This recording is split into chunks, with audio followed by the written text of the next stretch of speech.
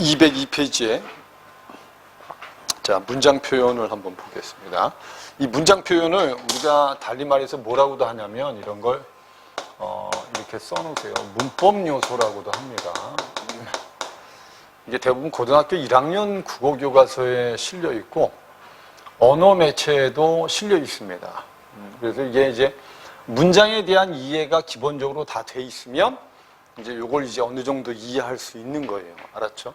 그래서 이 문장의 종결 표현이라고 되어 있는데 이게 첫 번째 게 이 종결 표현에 따라서 이렇게 문장을 5가지로 나눌 수 있다예요. 알았죠? 여기 보면 이제 종결 어미를 통해서 결국 청자에게 자신의 생각이나 느낌을 나타내는 문법 범주인데 줄여서 종결 표현이라고 하는데 평서문이나 의문문이나 명령이나 청이나 감탄문으로 나눌 수 있다. 그래서 이런 문장에 대해서는 구별을 좀 해줄 줄 알아야 됩니다. 대부분 이게 종결 어미에 의해서 나눠지는 거야. 알았죠? 선생님이 어미에 대해서 지난번에 얘기할 때 어미는 선어말 어미라는 게 있고 그 다음에 어말 어미라는 게 있다고 했어요. 어미의 종류에. 이 어미는 여러분 출제 가능성이 높다 그랬습니다. 왜냐면 우리나라 말에 어미가 발달되어 있기 때문에 수능에도 출제 가능성이 높은 거예요. 그 다음에 이 어말어미에는 종결어미라는 게 있고 그 다음에 연결어미라는 게 있고 그 다음에 전성어미라는 게 있어요. 그리고 선생님이 전에도 얘기했지만 어미는 절대 뭐를 품사를 바꿀 수 없다 그랬습니다. 그래서 접사하고는 좀 다르다. 이 정도는 기본적으로 좀 알고는 있어야 돼. 이런 용어들은. 알았죠? 이 종결어미는 이것대로 얘기하면 종결어미는 어디에 해당하는 거예요?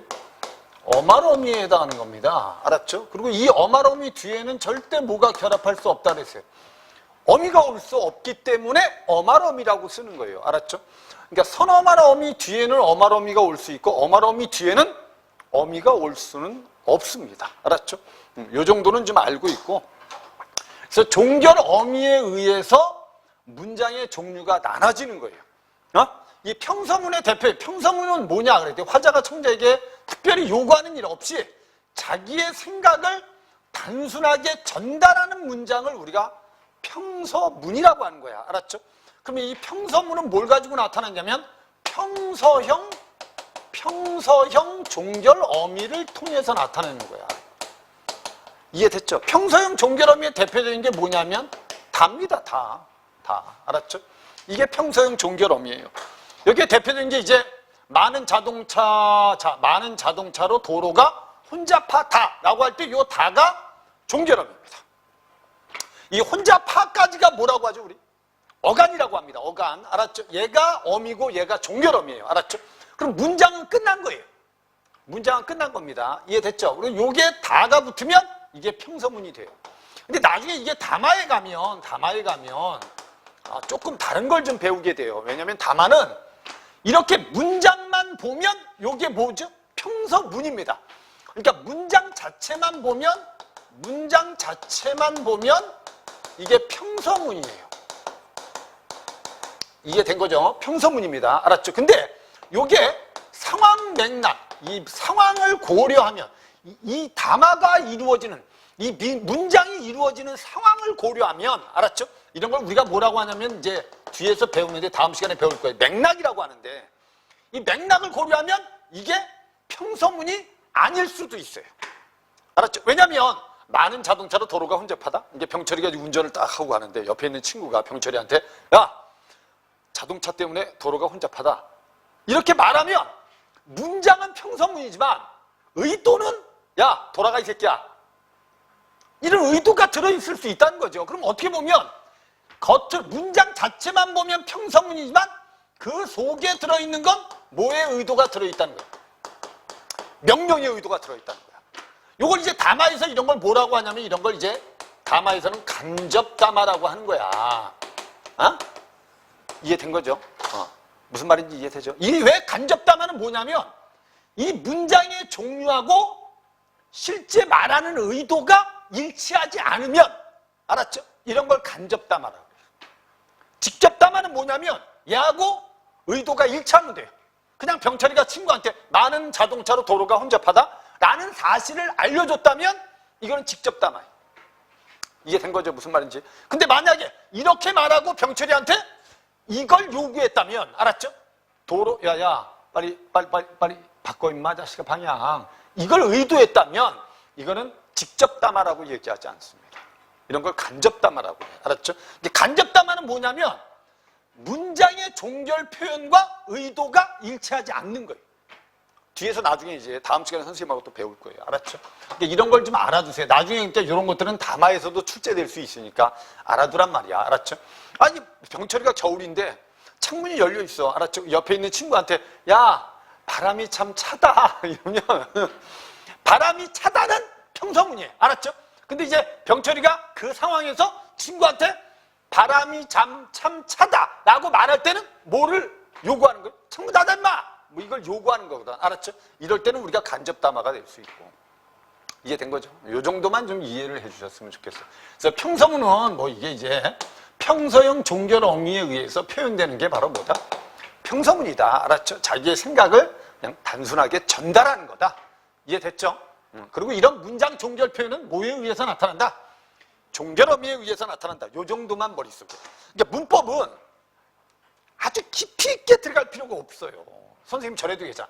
기본적인 것만 알고 나중에 시험을 보러 가고 그 기본적인 것과 시험에 제시된 것을 종합해서 생각해서 푸는 거예요. 알았죠? 무슨 예외적인 것까지 다 머릿속에 암기할 필요는 없습니다. 알았죠? 이 의문문은 또 뭐냐? 그럼 일반적으로 화자가 청자에게 질문하는 거지요. 의문문은. 됐죠? 당연히 뭐로 나타나 있어요? 이렇게 의문형 뭐로 나타나 있어요? 종결 어미로 나타나는 거예요. 이렇게. 알았죠? 의문형 종결 어미로. 오케이? 이해된 거죠? 이렇게 나타나면 돼요. 그래서 밑에 판정 의문문은 뭡니까? 그러면 예, 아니요의 대답을 요구하는 거다. 그래서 예시가 진수가 진이 동생이니 예, 아니요, 응, 아니? 뭐 이런 대답을 요구하면 우리가 뭐라고 한다? 판정 의문문. 알았죠? 설명 의문문은 설명을 요구하는 거야. 언제 누구 무엇 등의 의문사를 포함하고 있으며 결국 설명하는 대답을 요구하는 거다. 알았죠? 청자에게. 그래서 수희가 어제 그 가게에서 뭘 샀어요? 라고 물으면 이제 무엇을 샀는지 설명을 해줘야 돼요. 알았죠? 이런 걸 우리 설명 의문문이라고 하고 의문문에선 얘가 시험에 잘 나와요. 얘가. 수사 의문문이. 이 수사 의문문은 시나 문학에서는 이제 이렇게 잘 나타날 수 있는 거야. 알았죠? 이런 걸 뭐라고? 옆에다 써놓으세요. 서리법으로 나타나는 겁니다. 이게. 원래 의문형으로 안 써도 되는데 알았죠? 의문형 표현을 쓰는 거야. 이거 뭐냐면 그래서 수사 의문문은 형태는 의문문이지만 굳이 대답을 요구하지 않는 겁니다. 알았죠? 이때는 이제 서술의 의도도 있고 명령의 의도도 있고 감탄의 의도도 있다. 알았죠? 오케이? 아까 얘기하는 담화로 얘기하면 간접 담화에 해당하는 거예요. 오케이? 이해되죠? 원래는 의도가 예인데 의문문을 쓴 거예요. 알았죠? 그래서 누가 그 사실을 모르겠어? 안다는 소리거든. 알았죠? 그럼 이 세 가지 중에 뭘까요? 요 문장은 누가 그 사실을 모르겠어. 누구나 그 사실을 안다 이 뜻이거든. 이해된 거죠? 그럼 이건 서술의 의미를 가지고 있는 거예요. 얘는. 알았죠? 이렇게 알아두시면 돼. 알았죠? 명령할 때도 쓸 수 있어. 이해된 거죠? 너 이제 공부 좀 해야 되지 않겠니? 라고 하면 공부해 임마! 뭐 이런 의도야. 알았죠? 그때도 요게 의문문을 쓰거든. 알았죠? 이때도 수사 의문문이라고 하거든. 아름답지 않겠는가? 아름답다 이 소리야. 알았죠? 이건 감탄의 의도도 나타낼 수 있다는 거지. 그래서 문학에서는 이걸 우리가 일반적으로 뭐라고 많이 얘기한다? 서리법 이렇게 얘기한다는 걸 알아두시면 돼요. 알았죠? 의문문에는 몇 가지가 있다? 세 가지. 알았죠? 대답을 요구하는 거, 설명을 요구하는 거, 대답을 요구하지 않는 의문문이 있다. 요 정도만 머릿속에 기억해 두시면 돼요. 이해된 거죠? 그 다음에 이제 다음에 명령문하고 청유문이 있는데 이 명령문하고 청유문도 기본만 알고 있어. 기본만. 알았죠? 깊이 들어가면 이게 모의고사에 나오면 우리가 알고 있는 여기에 이제 지문으로 나오면 몇 가지를 이렇게 약간 덧붙여서 낼 수 있어. 뭐냐면 이게 이제 명령문은 화자가 청자에게 어떤 행동을 하도록 요구하는 문장이에요. 알았죠? 근데 이 명령문에는 화자가 청자에게 요구하는 건데 원래는 화자의 행동을 위한 것도 있긴 있어. 무슨 말인지 이해되죠? 그러니까 우리가 만약에 좀 내립시다 이 말을 쓰면 좀 내립시다 이렇게 쓰면 내립시다라고 하면 이거는 명령문이 맞아 원래. 무슨 말인지 이해되죠? 근데 이렇게 쓰고 나면 결국 청자한테 요구를 하고 행동은 누가 하는 거니? 누구의 행동을 위해서니? 청자의 행동 요구를 하면서 결국 자기가 나가기 위해서부터 이런 예외적인 것들이 조금 있다는 거야. 무슨 말인지 이해된 거죠. 그래서 우리가 뭐 내립시다, 너 이제 공부 좀 해야 하지 않겠니? 너 이제 공부 좀 해라 라고 할 때는 이게 대부분 청유문이나 명령문을 쓸 때 원래 청유문이 가지고 있는 가장 중요한 특징은 화자와 청자가 함께 하자가 청유문이면 명령문은 청자의 행동을 바꾸는 건데 이해됐죠? 어떨 때는 청자의 행동을 요구하는 게 아니고 화자가 알았죠? 자기 행동을 그 다음에 청유문도 둘이 함께 요청하는 건데 둘 다가 아닌 화자만 또는 청자만 요청하는 경우도 있다는 거야. 이런 예외적인 것들이 좀 있어요. 이제 이런 것들이 나중에 이제 수능 시험 나오면 뭐가 나올까 이제 문장이 나오겠지. 그러면 이해만 하면 돼. 알았죠? 그러니까 만약에 어떤 학생한테 이제 공부 좀 하자 라고 하면 원래 청유문이야. 뭐뭐 하자라고 하면 청유문이야.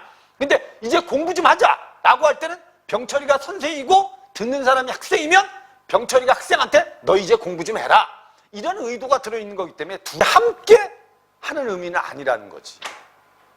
이런 예외적인 것들이 좀 있어. 근데 그런 거 필요 없어. 여기서 가장 기본적인 거. 명령문은 일단 화자가 청자에게 행동을 요구. 청유문은 화자가 청자에게 어떤 행동? 함께 하도록 요청. 알았죠? 그래서 문장에 보면 매일 꾸준히 운동을 해라. 그럼 누구한테 요구하는 거니? 청자한테 요구하는 거죠. 알았죠? 그리고 우리 따로 가지 말고 모여서 출발하자라고 하면 이것도 당연히 뭐다? 우리 둘이 함께 요청하는 겁니다. 하자고. 알았죠? 그럼 여기 있는 자가 무슨형 어미고 이게 바로 청유형 어미고요. 알았죠? 청유형 어미고 그 다음에 여기 운동해라 라고 할 때는 여기 아라라든지 또는 어라가 붙으면 얘가 무슨형 어미가 되죠? 명령형 어미가 됩니다. 알았죠? 이해된 거죠? 근데 여기 보면 이런 게 있죠.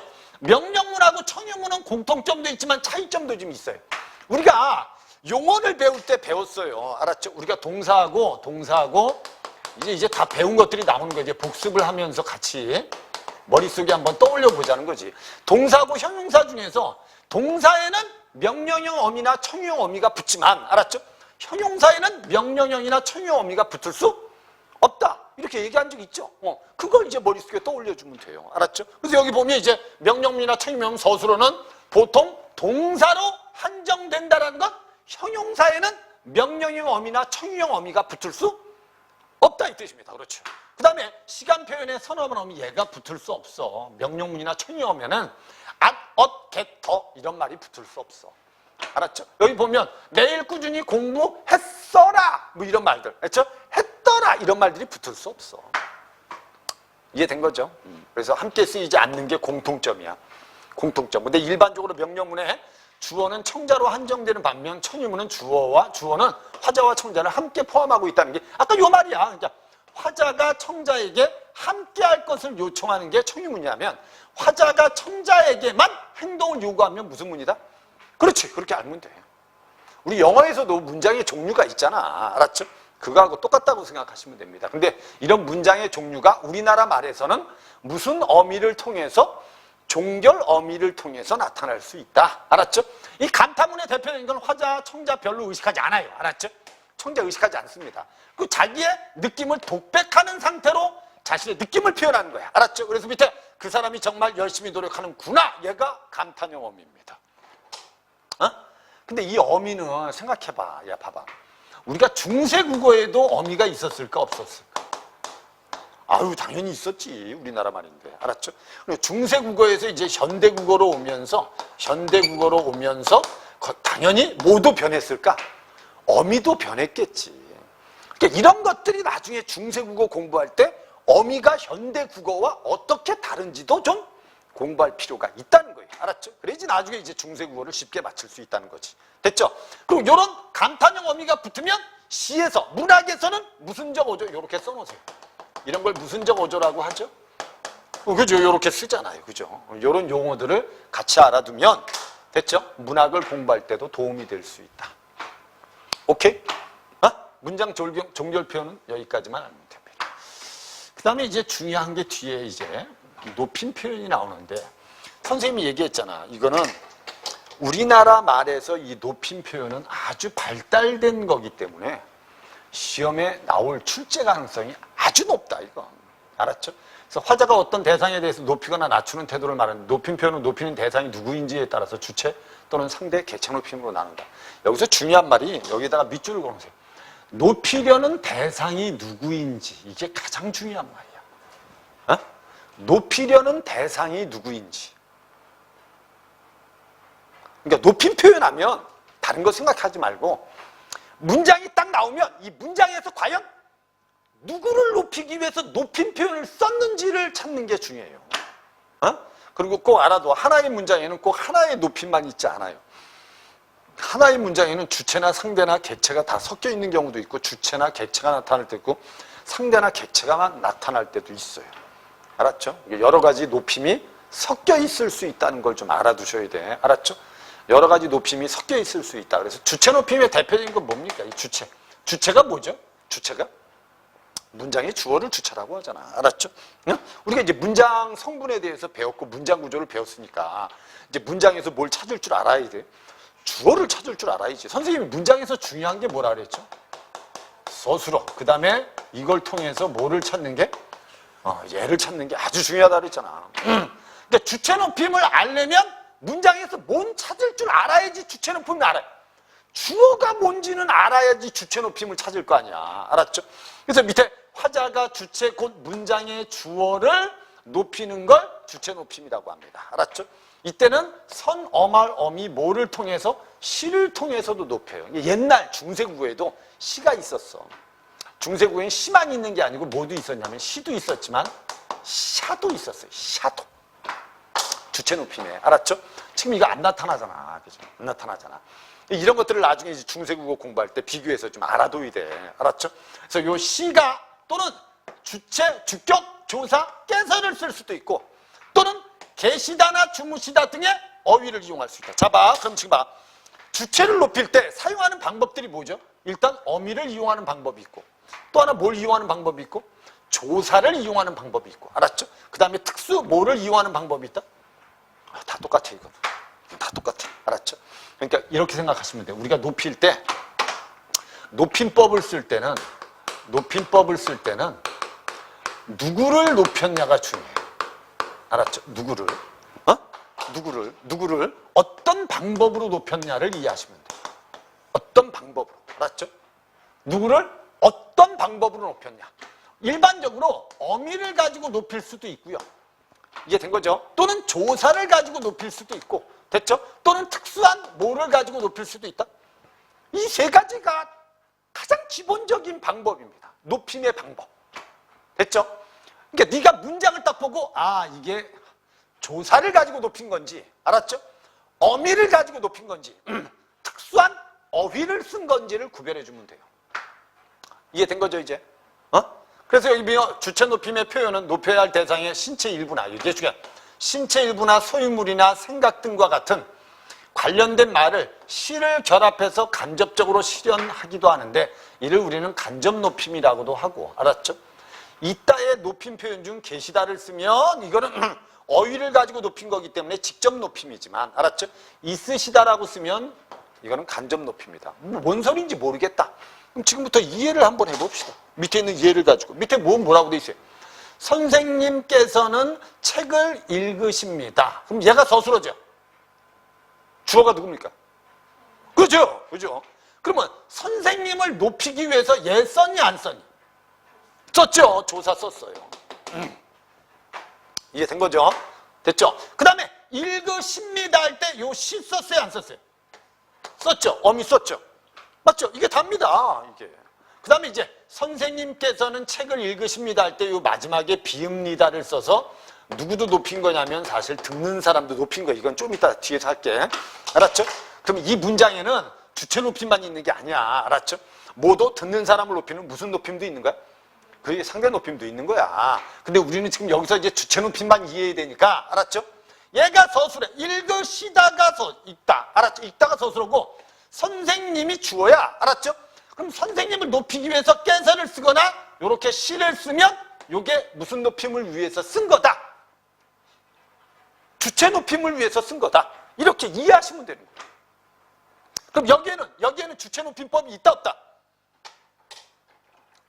있다. 그럼 이 시나 이 깨서는 직접적으로 주어를 높인 거예요. 주어를. 알았죠? 뭘 높였다고? 주어를 높인 거예요. 알았죠? 근데 밑에 있는 거는 선생님께서는 되게 책이 많으십니다 할 때 얘가 서술어인데 여기에도 시를 썼어요, 안 썼어요? 썼죠? 이 서술어의 주어는, 직접적인 주어는 누굽니까? 선생님께서는 되게 책이 많다. 많다의 주어는 뭡니까? 그렇지요. 얘가 주어예요, 원래. 근데 책은 높일 필요가 없는 거예요, 사실. 근데 이게 선생님의 소유라는 거죠. 무슨 말인지 이해됐죠? 선생님의 소유한 사물이기 때문에. 여기 뭐라고 돼요? 소유물이라고 돼 있죠. 알았죠? 그렇기 때문에 얘도 높여주는 거예요. 이해된 거죠? 이런 걸 무슨 높임이라고 한다? 간접 높임, 이렇게 얘기하는 거야. 우리가 그래서 우리 문제 같은 거 풀 때 많이 봤던 게 이거야. 나 봐봐. 교장 선생님의 말씀이 이렇게 쓰면 안 된다는 거야. 계시겠습니다. 이렇게 쓰면 안 된다는 거야. 여기서 말은 여러분들 교장 선생의 말이기 때문에 이해됐죠? 이 말을 높이길 때는 그냥 뭐하게? 있으시겠습니다 해서 이렇게 시만 붙여주면 돼. 특수 어휘는 쓰면 안 돼. 이런 거 많이 들어봤잖아, 우리가. 문법 문제 풀 때. 얘가 바로 직접 높임이다. 간접 높임이다. 그렇지. 교장 선생님의 말이기 때문에. 알았죠? 그래서 교장 선생님의 생각. 알았죠? 이기 때문에 높여주는 거야. 무슨 말인지 이해됐죠? 할머니의 이렇게 할머니의 머리가 희시다. 이렇게 쓰면 요 시를 높인 건 머리를 높인 건데, 알았죠? 이게 할머니의 머리이기 때문에 높여주는 거다. 이런 걸 무슨 높임? 간접 높임이다. 이렇게. 근데 이걸 우리가 봐. 우리 지난 시간에 문장 배웠잖아. 문장 배웠잖아. 한번 잘 볼까? 야, 이걸 맞추면 대단한 사람이야. 얘가 서술어, 얘가 주어. 그리고 이 전체가 서술어가 되고 얘가 주어야. 그럼 얘는 서술절이 돼.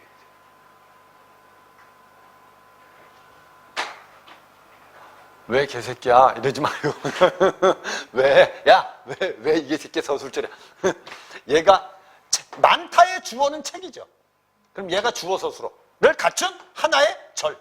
알았죠? 그리고 이 전체가 서술절이 되고 얘가 주어가 된 거예요. 그럼 이게 서술절이 되고 격문장이 되는 거예요. 이게 지난번에 우리 문장에서 배웠던 겁니다. 참고로 알았죠? 괜히 높임 얘기하다가 왜 봉창 두둥이고 지랄이야 이 새끼야 하지 말고. 알았죠? 알아두라는 게 아니고 요게 그래서 봐봐. 여기서 시나 여기서 깨서는 선생님을 직접 높인 거예요. 알았죠? 근데 여기서 시는 누굴 높인 거죠? 책을 높인 거기 때문에 얘는 간접 높임이고 얘는 직접 높임이 맞아. 이건 선생님을 직접 높인 거예요. 직접 높임이지만 알았죠? 얘는 간접 높임으로 쓰였다는 거예요. 시가 서너 번 어미 시가 이해됐죠? 그래서 얘를 직접 높임, 얘는 간접 높임 이렇게 얘기하는 거야. 주체 높임에서 직접 높임, 간접 높임은 기본적으로 알아둬야 되는 거야. 알았죠? 요 밑에 있는 것도 봐봐. 지금 선생님께서 학교에 계시다. 계신 게 누굽니까? 야, 계시다는 또 이러지 말고 선생님 계다 뒤에 시 뒤에 다가 붙은 겁니까? 이러고 지랄하면 안 돼. 알았죠? 계시다는 여러분 있다 라는 말을 높인 특수 뭐다 이건? 특수 어휘입니다. 어휘. 알았죠? 자다를 높여서 뭐라고 하죠? 주무시다. 알았죠? 이해되죠? 먹다를 높여서 뭐라고 하죠? 또는 잡수시다. 그렇지. 그런 말들. 그러니까 드시다는 좀 달라. 드시다는 달라. 이거 착각하면 안 돼. 그러니까 우리가 먹다를 높여서 우리가 이렇게 얘기하죠. 잡수시다. 알았죠? 이게 시는 선어만 어미가 아닙니다. 이거. 어미가 아니고 여기까지가 어간 어미, 여기까지가 어간 어미야. 알았죠? 혼동하시면 안 돼. 알았죠? 드시다는 근데 들다 뒤에 시 뒤에 다가 붙고 얘가 떨어진 거야. 리을이 떨어진 거야. 드시다는 그래서 들다 뒤에 시가 붙은 거야, 이건. 선어말어미 시가 붙은 거야, 이거. 알았죠? 이건 착각하면 안 돼. 얘는 특수어휘지만 얘는 특수어휘라고 안 해요. 알았죠? 오케이? 이해된 거죠? 그럼 얘 봐봐. 지금 계시다가 서술어. 됐죠? 선생님께서가 주어. 됐지? 그럼 여기서 주어를 높이기 위해서 께서를 썼어요, 안 썼어요? 썼죠? 선어만음이 시 썼어요, 안 썼어요? 썼어요. 그럼 이건 주체 높임 중에서도 직접 높임이고, 선생님께서는 수업이 있으시다. 그럼 이따의 주어는 얘입니다. 이따의 주어는 얘야. 알았죠? 이따. 수업은 선생님의 수업이야. 선생님의 수업. 알았죠? 높임의 대상이 선생님의 수업이기 때문에 수업도 높여주는 거야. 교장 선생님의 말씀도 교장 선생님의 말이기 때문에 높여주는 거야. 이해된 거죠? 그럼 여기다 시를 쓴 건 얘를 높이기 위해서야. 수업을 높인 거야. 얘 간접 높임. 알았죠? 그리고 요 깨서는 선생님을 높인 직접 높임. 이해됐죠? 그리고 얘가 주어 서술을 갖춘 서술철. 이렇게 알면 돼. 이해된 거죠? 주체 높임은 요 정도만 알고 있으면 돼요. 주체 높임은 다른 거 생각하지 말고 문장의 뭐를 높인다? 문장의 뭐를? 주어를 높인다. 주어를 높이는데 문장의 주어가 높임의 대상일 때는 그 주어를 높이면 직접 높임이지만, 알았죠? 문장의 주어가 높여야 할 대상의 소유물이거나 생각이거나 또는 신체의 일부면 이거를 시를 써서 선어말음이 뭐를 써서? 시를 써서, 알았죠? 무슨적으로 높일 때도 있다? 간접적으로 높일 때도 있다. 알았죠? 그래서 주체 높임에는 간접 높임도 있고 무슨 높임도 있다? 직접 높임도 있다. 알았죠? 요 정도만 좀 머릿속에 주체 높임만 알아두면 될 것 같아요. 이해된 거죠? 선생님 이거 말고도 더 많이 알아야 되는, 내신을 볼 때는 이게 학교 시험을 볼 때는 요거보다 조금 더 깊이 들어갈 필요가 있어요. 알았죠? 하지만 우리가 수능 국어에서는 여기서 더 깊이 들어갈 필요는 없습니다. 그 다음에 이제 상대 높임은 이제 당연히 뭐겠어요? 상대는 화자가 청자를 높이거나 낮춘 거. 이게 봐. 높임이나 낮춤의 태도를 나타낼 때 우리가 상대 높임이라고 합니다. 이거는 무슨 어미를 통해서 나타난대요? 이렇게 알아보. 종결 어미를 통해서 나타납니다. 이해된 거죠? 그래서 상대 높임은 상대를 높이는 정도에 따라서, 알았죠? 격식을 갖추고 있는 격식체가 있고 비격식체가 있습니다. 이게 그거예요. 격식을 갖추고 있는 것과 비격식적인 것도 있다. 이게 도대체 왜 이렇게 표시한 겁니까? 선생님, 나 이게 도대체 뭔 개소리인지 모르겠어요. 이거는 이제 명령형 어미를 가지고, 종결 어미를 가지고 이렇게 용어들을 만든 거예요. 그러니까 우리가 격식체에는 하십시오체, 하우체, 하계체, 헤라체가 있고 비격식체에는 해유체, 해체가 있다. 를 명령형 어미로 명칭을 만든 거야, 그냥. 그래서 이걸 보면, 나 봐봐. 앉으십시오. 그럼 이거는 하십시오체고, 앉으시오라고 하면 하우체고, 이리와 앉게라고 하면 하계체고. 이건 이제 나이가 좀 있는 분이, 알았죠?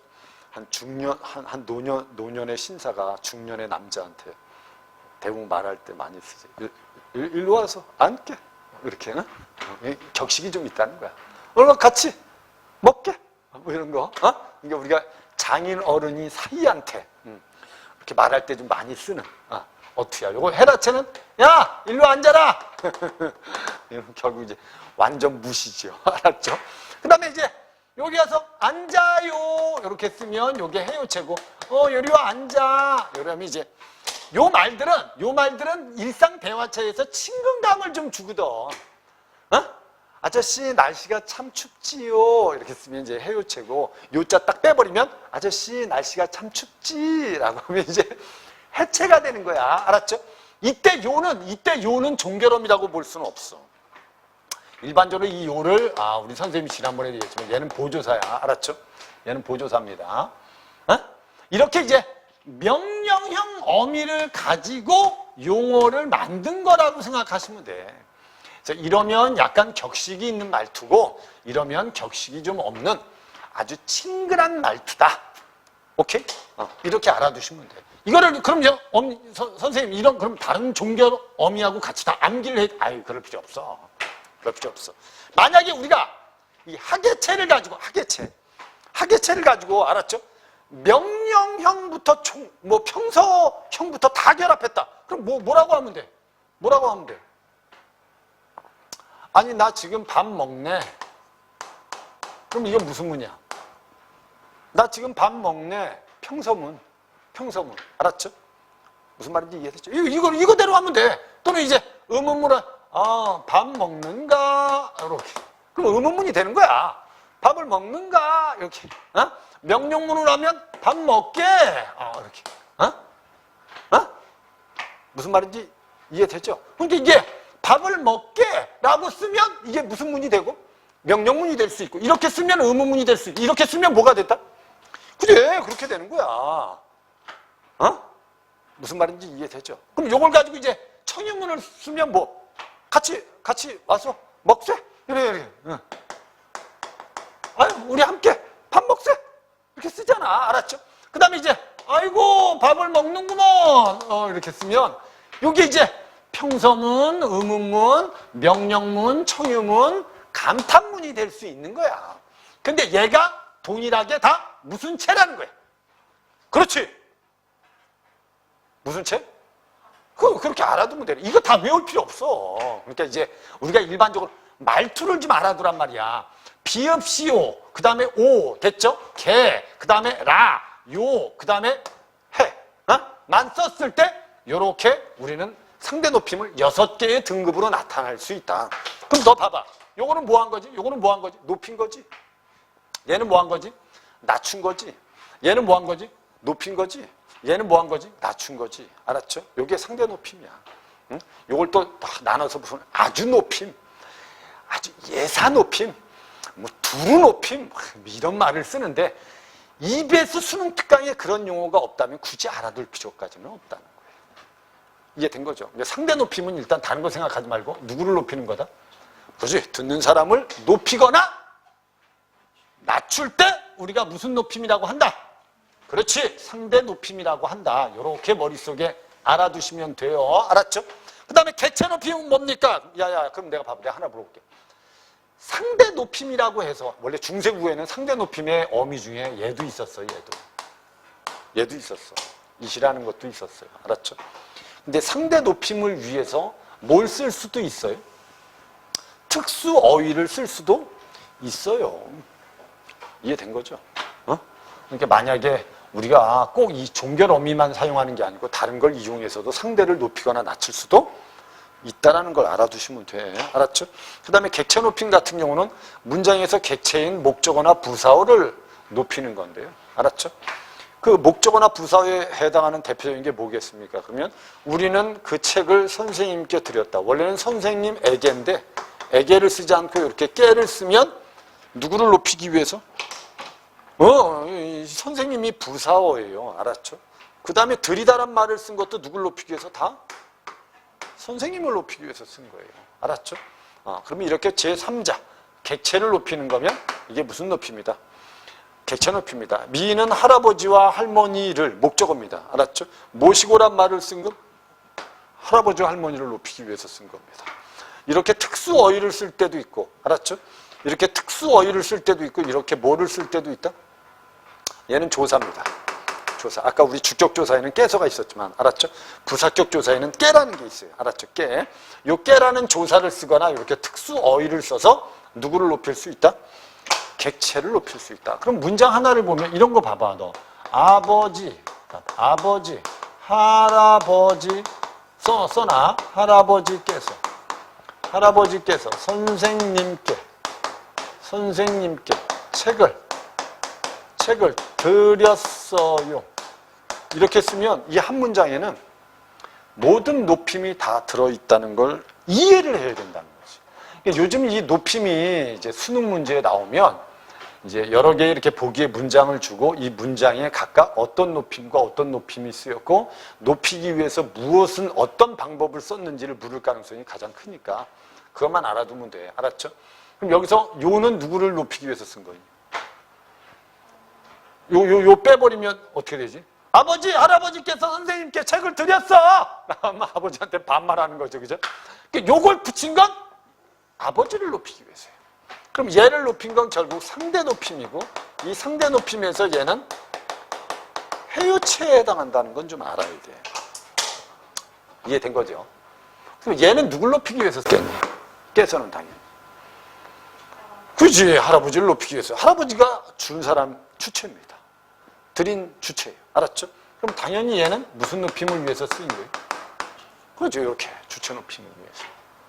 이렇게 하나의 문장을 가지고 여기에 어떤 높임이 쓰였는지를 분석할 줄 알면 돼요. 이해된 거죠? 그 다음에 깨란 말은, 들이다란 말은 누굴 높인 겁니까? 다 선생님을 높인 겁니다. 이해된 거죠? 주다란 말을 쓰지 않고 들이다란 말을 쓴 건 다 무슨 높임을 위해서 쓴 거다? 객체 높임을 위해서 쓴 거다. 이렇게 그래서 하나의 문장에 여러 가지 높임이 동시에 나타날 수 있다. 알았죠? 그러니까 다른 거 생각하지 마. 이 높임법에서 높임법에 복잡하게 막 여러 가지 생각하지 말고 딱 한 가지만 정리하면 이렇게 생각하시면 돼요. 높임법을 어떻게 머릿속에 집어넣을까요? 그럼 이런 거야.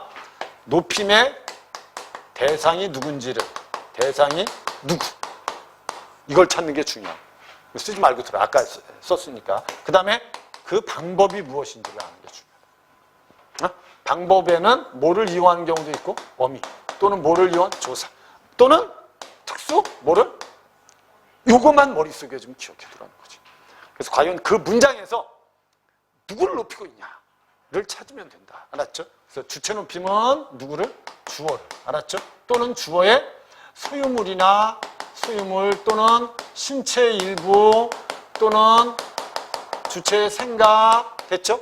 이것도 높일 수 있고, 그 다음에 청자를 높이면 또는 제3자, 객체, 즉 목적어나 무슨어를 높이면, 부사어를 높이면 이렇게 객체 높임, 상대 높임, 이게 뭐다? 주체 높임입니다. 됐죠? 요 정도만 머릿속에 그려서 알고 있으면 나중에 문제가 나오면 아마 자연스럽게 이해를 해서 풀 수 있지 않을까. 이해된 거죠? 높임은 요 정도까지만. 이게 여러분 뭐 상대 높임을 하면 여기 뭐 종류도 다양하고 더 많은 내용이 있을 수 있어요. 알았죠? 근데 거기까지 알 필요는 없다 그랬어요, 선생님. 됐죠? 그 다음에 이제 시간 표현은, 이건 아주 쉬운 거고. 시간 표현은 여기 있는 거 그대로만 좀 알아둡시다. 시간 표현은 시제라고 해요, 시제. 알았죠? 시제라고 하는데 어떤 시점을 기준으로 하여 어떤 사태의 시간적 위치를 나타내는 문법 범주입니다. 그래서 우리가 발화시라는 게 있고, 알았죠? 무슨 시가 있어요? 사건시가 있습니다. 그래서 이 상태에 따라서 여러분 과거, 현재, 미래가 나눠지는데, 우리가 일반적으로 발화시가 있어요. 발화시. 발화시하고 사건시가 있어. 사건시가. 근데 내가 말을 하는 시점과 사건이 일어난 시점 중에 얘가 먼저면 뭐겠어요?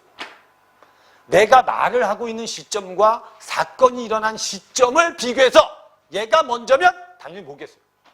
사건이 먼저 일어났는데 병철이가 나중에 발화를 했다.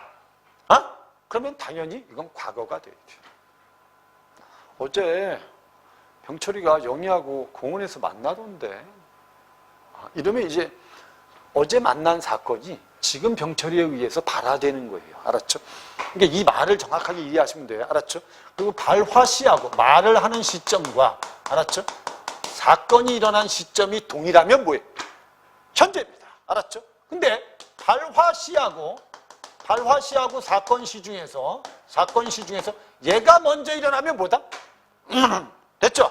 병철이가 만약에 야, 너희들은 다 대학에 갈 거야 라고 얘기하면 지금 간다는 게 아니잖아. 병철이는 지금 말했지만, 알았죠? 가는 건 나중에 가는 거야. 알았죠? 그럼 미래가 되는 거야. 그러니까 과거, 현재, 미래는 이걸 가지고 구별하는 게 가장 중요해요, 사실은. 그러니까 문장을 딱 보고 이게 발화시하고 사건시 중에 뭐가 더 먼저인지를 따져보는 게 좋아. 만약에 병철이 이렇게 썼어. 나 내일 서울 간다 이렇게 썼어. 그러면 어떻게 보면 요 니은 단은 원래는 현재, 시제, 선, 어말, 엄입니다. 알았죠? 그럼 홀라당 또 이것만 보고 선생님 현재 이러고 지랄하지 말라는 거지. 아니 내일 서울 가는 건 발화시보다 사건시가 나중에 일어나는 거 아니야. 알았죠? 얘가 먼저 아니야. 그럼 이 전체를 뭐로 보는 게 좋다? 이걸 혹시 빼도 병철이가 그냥 내일이란 말을 빼고 나 서울 간다 이렇게 쓰면 이게 현재가 아니란 말이야, 이게. 그러니까 미래인지 현재인지 과거인지를 구별할 때 어미를 가지고 구별하는 것도 중요하지만, 알았죠? 뭘 가지고? 이 의미를 가지고 구별하는 게 가장 중요한 거야. 이해된 거죠, 이제? 그래서 바라시가 사건시보다 사건시가 먼저 일어나면 과거, 바라시가 먼저면 뭐? 미래. 둘이 똑같으면 뭐다? 이렇게 알아두면 돼. 이렇게. 이 정도만 알면 나중에 문제 나올 때 충분히 다 풀 수 있어. 이해된 거죠, 이제? 근데 여기서는 이제 요걸 좀 더 구체적으로 해서 요렇게 알려주는 거예요. 어떻게? 좋아. 사건시가 바라시보다 선행. 이해되지, 이제? 요 의미를 이해하는 게 가장 중요하다. 요 의미를. 알았죠? 과거 시제는 주로, 그래, 좋아. 선어말 어미 아시나 어을 쓴다. 이런 것들은 이제 알고 있어야지. 우리가 가끔 문학이나 문학에서 시 같은 거 나올 때 이제, 표현상의 특징이 가끔 나오잖아. 동일한 종결 어미를 반복해서 사용하고 있어서 음악성이 일어납니다. 또는, 과거형 표현을 쓰고 있습니다. 뭐 이런 것들 나오잖아. 그죠? 또는 현재형 표현을 쓰고 있습니다. 그럼 이건 알아야지, 이 정도는. 이해된 거지, 이거? 이 정도는 알아야지. 여기 뭐라고 돼 있어요? 봐봐. 그래서 과거 시제는 주로 이렇게 at과 ot을 쓰면 돼요. 고양이가 쥐를 잡았다. 여러분, 과거형이야. 어제 오랜만에 국수를 먹었다. 요 어제 요거는 어제는 시간을 나타내는 명사 또는 부사들이 있어요. 이런 것들이 중요해요. 어제, 내일, 모레, 글피, 엊그제 뭐 이런 말 있죠. 이런 말들이 시제를 표현할 때는 이 어미보다, 선어말 어미보다 더 명확해요. 이해된 거죠? 이런 것들을 먼저 보는 게 중요해요. 아니, 이거 어제는 오랜만에 국수를 먹었다. 얘만 봐도 과거인지 알 수 있잖아. 근데 얘는 그런 게 없으니까 시간을 표현하는 부사, 명사 이런 게 없기 때문에 얘는 뭐 가지고? 선어말 어미를 가지고 이게 과거형인지 알아야 되지만 얘는 이것뿐만 아니라 얘 가지고도 알 수 있잖아. 이해됐죠? 그 다음에 아주 오래된 일이야. 현재는 그렇지 않은 상태. 이때는 얘를 중복해서 이렇게 표현하면 먼 과거야. 지금은 그런 상태가 아니야. 알았죠? 그래서 과거의 어느 일이나 경험을 회상할 때는 덜을 쓰거나 합니다. 이게 다 과거를 표현할 수 있는 무슨 어미 이거다? 무슨 어미? 아까 우리 문장 표현은 뭐로 종결? 어미 가지고 했죠. 상대 높임도 무슨 어미를 가지고 하죠? 종결 어미를 가지고 하죠. 그죠? 무슨 말인지 이해되죠? 근데 우리가 시제를 표현할 때는 선어말 어미를 많이 써요. 이해된 거죠? 그리고 요 밑에 있는 거 그래서 우리는 어릴 때 시골에 살았었다. 그럼 지금은 아니라는 거죠. 지금은 아니에요. 지금은 어디 살지? 이렇게 섬에 사나 보죠? 됐죠? 그 다음에 우리가, 정수가 도서관에서 공부를 하더라. 요거는 회상이야. 회상. 알았죠? 그래서 우리가 옛날에 그 정지용의 향수라는 시에 보면 이삭 죽턴곳 이렇게 죽턴곳 요런 게 들어가면 이게 무슨 회상이 되는 거예요? 과거 회상이 되는 거예요. 이런 거 나중에 문학에서 표현상의 특징에서도 알아둬야 될 거기 때문에 알아두는 게 중요해요. 그러니까 이런 걸 몰라서 선택지 구별이 안 돼서 결국은 틀리는 경우도 있는 거야. 내용은 이해가 되는데 그런 경우가 있는 거야. 그 다음에 이제 관형사절, 뭔 지랄이야. 또 관형사절이 나오고 지랄이야. 자, 한번 봐. 관형사절로 안길 때 동사는 관형사형 어미 니은이나 던을 취하고 형용사나 이다는 던을 취한대요. 아이씨, 선생님 이거 다 알아둬야 되는 거야 진짜? 우리 간단하게 선생님 봐봐. 야 가는 사람, 간 사람, 갈 사람. 이 관형사형은 이렇게 알아두면 돼. 여기에 가다가 품사가 뭐죠? 그죠? 이제 대답을 잘해. 동사입니다. 알았죠? 이거 틀렸으면 쫓겨날 뻔했어. 이 가다는 동사인데 동사 뒤에 이렇게 는이 붙으면 는 얘네들이 다 무슨 형 어미인지 아세요? 이건? 다 관형사형 어미입니다. 얘네들이 다 관형사형 어미야. 그래서 얘네들이 다 뒤에 있는 걸 이렇게 수식하게 해주는 얘네들은 다 문장 성분으로 얘기하면 다 무슨 어다? 관형어야. 관형어. 알았죠? 근데 왜 여기서는 관형어라고 안 하고 관형사절이라고 했습니까? 좀 이따 이제 우리가 문장을 배웠으니까 이제 여기까지는 이해를 좀 하셔야 돼. 요거 뭐 가는 사람은 뭐죠? 죽어가는 새끼, 뭐 죽은 새끼, 뭐 죽을 새끼. 뭐 이렇게 보면 돼. 너무 얘기가 좀 그런가? 죽어가는 병철이, 죽은 병철이, 죽어갈 병철이 뭐 이렇게. 그러니까 이게 이제 현재, 이게 과거, 이게 미래를 나타내. 그래서 이 관용사용 어미는 시제를 나타낼 수 있어. 관용사용 어미는. 근데 동사에는 관용사용 어미가 이렇게 붙고 형용사나 서술격 조사 이다. 알죠 이거? 서술격 조사 이다에는 던이 붙는다는 거야. 이해된 거죠? 그 다음에 요 밑에 뭐야? 또는 at, 다음에 던을 덧붙여 쓸 수 있습니다. 그래서 여기 보면 저건 제가 읽었던 책입니다. 봐봐. 자, 봐. 저건 내가 읽던 책입니다. 이렇게 썼지. 오케이? 근데 선생님이 전에 우리 문장할 때 했었잖아. 그러면 책입니다. 내가 읽던 책입니다 하면 얘 전체가 얘를 꾸며주는 무슨 절? 관용사 절이 된다 그랬잖아. 그러니까 만약에 이 앞에 이게 붙어야지. 이 책은 됐죠? 또는 저건 할 때 저것은 이거든. 얘가 주어야. 얘가 주어. 뭐 이게 집어넣을 필요 없겠다. 됐죠? 저건 알았죠? 저것은 뭐 줄임말이기 때문에 얘가 주어야. 얘가 서술어야. 그리고 요게 내가 읽더니 주어 서술어야. 그리고 얘가 책을 꾸며주는 거고 여기에는 책을이 얘하고 얘가 중복되니까 빠진 거야. 이 관용사절이라 그랬잖아. 이해된 거지? 우리 배웠던 거 아니야. 그죠? 그럼 요때 이제 던이 붙으면 요건 과거를 나타내는 거야. 또 읽던이 아니고 뭐로? 읽은. 이렇게 니은이나 니은은 니은이란 말은 알았죠? 자음으로 끝나면 뭐가 붙고 은이 붙고 모음으로 끝나면 니은이 붙습니다. 이 뜻이야. 어간이 알았죠? 어간이 이런 걸 우리 지난번에도 이형태라고 얘기한 적이 있어 선생님이. 알았죠? 그 정도만 알고 있는데 보세요. 읽은 책. 그 다음에 여기 뭐도 있어? 읽었던 책. 그럼 여기 보면 그 다음에 그 다음에 어떤 에서 책을 꾸며주는 요 관용사절이 알았죠? 과거를 나타낼 수 있고 그 다음에 학생이다라는 서술격 조사가 붙은 건데 거기에 학생이었던 하면 얘가 얘를 꾸며주는 거거든.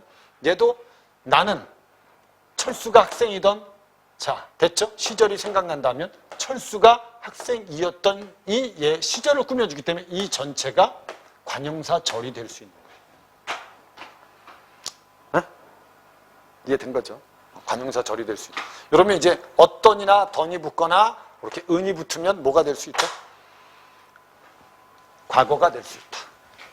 과거를 표시하는 거 이거 다 머릿속에 알 필요는 없지만 맞죠? 일단 과거 하면 바라시하고 사건시 중에 뭐가 먼저라는 건 꼭 알아둬. 사건시가 먼저다. 알았죠? 대부분 뭘 많이 붙여서 선어말 어미를 붙여서 만들 수도 있고 알았죠? 이렇게 무슨형 어미를 관용사용 어미를 붙여서 시제를 표현할 수도 있다. 관용사용 어미는 사실은 선어말 어미가 아닙니다. 이 관용사용 어미는 뭐다? 어말 어미입니다. 알았죠? 어말 어미 중에서 전성 어미에 해당하는 겁니다. 이해된 거죠? 그 정도만 좀 머릿속에 알면 될 것 같아요. 그 다음에 현재는 이렇게 알아두시면 돼요. 현재는 이거 뭐예요? 과거 사건이 일치하는 거다. 됐죠? 그래서 현재 시제는 동사의 경우에는 얘를 붙여요. 동사에는 얘가 붙잖아. 형용사는 못 붙어. 내가 얘기했잖아. 지난번에 형용사에는 명령형이나 청유형 어미가 붙을 수 없고 알았죠? 현재를 나타내는 선어말 어미가 결합할 수 없다. 형용사나 이다. 얘는 뭐라 그랬지 아까? 서술격 조사. 알았죠? 서술격 조사. 그럼 형용사나 서술격 조사의 경우에는 특정한 어미가 결합되지 않는 그냥 다의 형태로 쓰면 돼요. 그래서 이렇게 나는 지금 이게 중요한 단어예요. 사실 지금 먹는다. 현재. 지희의 꿈이 아주 크다라고 할 때는 결국 선어말 어미를 붙이지 않은 기본형이죠. 기본형. 기본형을 쓰면 돼. 알았죠? 오케이? 나는 학생이다 라고 하면 이렇게 기본형을 그대로 쓰면 얘는 현재가 되는 거예요. 서술격 조사부터. 이해된 거죠? 현재 이해되죠? 여기도 또 이게 있는 거야. 아까 선생님하고 얘기한 관용사절이 또 있어요. 여기도. 안길 때는 일반적으로 동사에는 관용사형이 는이 붙고요. 형용사나 이다에는 니은이 붙어요. 개놈의 새끼 이건 또 뭐야? 이건 관용사형어입니다. 관용사형어미. 응? 아까 우리 앞에서 얘기한 거 좀 비교를 해볼까? 여기서 보면 여기 아까 우리 과거에는 뭐가 붙는다 그랬지? 관용사용 어미 니은이 붙는다 그랬잖아. 이해됐죠? 이 관용사용 어미는 뭐라 그랬어 선생님이? 어말어미라 그랬잖아. 어말어미. 알았죠? 근데 지금 여기에서 지금 얘기하는 거하고는 좀 달라. 이 관용사용 어미 는이 동사에는 붙을 수 있지만 형용사 이다에는 뭐가 붙을 수 있다? 현재형. 이게 붙을 수 있다는 거야. 니은이. 이 차이가 좀 있어. 이해된 거죠? 그러니까 우리가 봐봐. 선생님 봐봐. 이렇게 보시면 돼. 우리가 예쁜이라고 할 때 이다 형용사에 니은이 포함됐다. 예쁜. 예쁘다 뒤에 뭐가 붙은 거죠? 니은이 붙은 거야. 그 다음에 가는 할 때 가다 뒤에 뭐가 붙은 거죠? 는이 붙은 거예요. 는이. 알았죠? 무슨 말인지 이해되죠? 그러니까 여기 있는 것하고 착각하지 말라는 거야. 얘네들은. 얘는 선어말 어미 는과 니은이고 얘는 관용사용 어미입니다. 얘는 선어말 어미고. 어? 이해된 거죠? 얘는 관용사용 어미예요. 이건 관용사용 어미. 선어말 어미하고 다른 거야. 그냥 먹는다라고 할 때 얘는 선어말 어미, 얘는 어말 어미니까 얘하고 얘는 같은 형태라고 보면 안 돼. 얘는 관용사용 어미고 얘는 무슨 어미다? 선어말 어미라고 알아두셔야 돼. 알았죠? 이거 착각하시면 안 돼. 그러니까 내가 아까 선생님이 왜 이게 어말 어미, 선어말 어미를 왜 맨 처음에 설명했냐면 그걸 좀 알아둬라. 여기서는 이렇게 돼 있어. 현재 시제는 동사의 경우에는 는과 니은이 결합할 수 있어요. 형용사에는 그냥 기본형을 쓰면 돼. 알았죠? 그 다음에 관용사용에서는 이렇게 말을 타는 사람들. 타다가 동사니까 는을 붙이면 현재예요. 알았죠? 오늘은 좋은, 좋다는 여러분 형용사니까 뒤에 은이 붙으면 뭐가 돼요? 현재가 되는 거예요. 이해된 거죠? 그러니까 우리가 아까 선생님이 했잖아. 간 사람 할 때 요 니은은 뭐였죠? 간 사람 할 때 니은은 뭐였죠? 동사에 니은이 붙으면 이건 과거예요. 알았죠? 형용사에 예쁜 또는 아름다운 할 때 니은 영희 라고 하면 얘는 과거가 아니야. 얘는 현재야. 형용사 뒤에 니은이 붙으면 현재고 동사 뒤에 니은이 붙으면 이건 과거예요. 알았죠?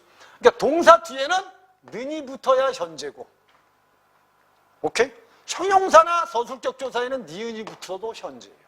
그래서 밑에 우리 학교 회장인 니은 알았죠? 선주가 도착했다. 이해된 거죠? 다시 우리 학교 회장인 선주가 도착했다. 이해됐어요? 무슨 말인지 이해됐죠? 이 도착했다는 어떻게 된 거죠? 그럼 도착 뒤에 뭐가 붙은 거죠? 였다 이렇게 붙은 거거든. 얘가 줄어들어서 했다가 된 거거든. 그럼 얘는 과거형 어미예요. 그러면 사실 이 문장 전체는 여러분 과거입니다. 과거인데 요것만 우리 학교의 회장인 선주가 회장인 것 현재 회장이기 때문에 알았죠? 얘는 현재를 나타낼 수 있어요. 이해된 거죠? 하나의 문장에는 그래서 문장 전체의 시제하고 그 속에 들어있는 문장의 시제가 다를 수도 있습니다. 오케이?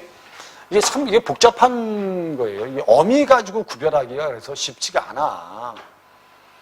그 시제는 시험에 잘 나오지 않아요. 출제가 많이 되는 부분은 아닙니다.